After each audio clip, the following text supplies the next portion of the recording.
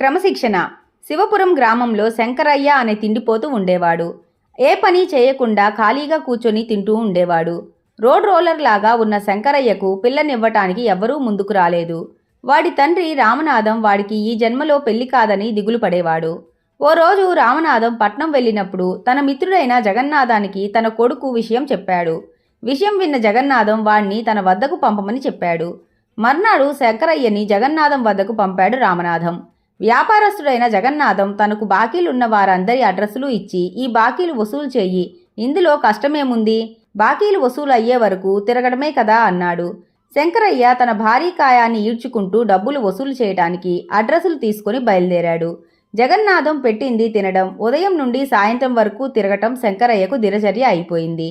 6 నెలలు జీతం ఒకేసారి ఇస్తానని చెప్పి శంకరయ్యకి ఒక నయా పైసా కూడా ఇచ్చేవాడు కాదు జగన్నాథం. చేతిలో డబ్బు లేకపోవడంతో చిరుతిళ్ళు తినే వీలు శంకరయ్యకి లేకపోయింది.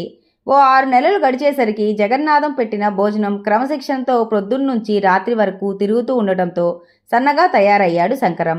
తన శరీరాన్ని చూసుకున్న శంకరయ్య ఇంకెప్పుడు క్రమశిక్షణ లేకుండా తినకూడదని, శరీరానికి వ్యాయామం తప్పనిసరి అనే విషయాన్ని గుర్తించాడు.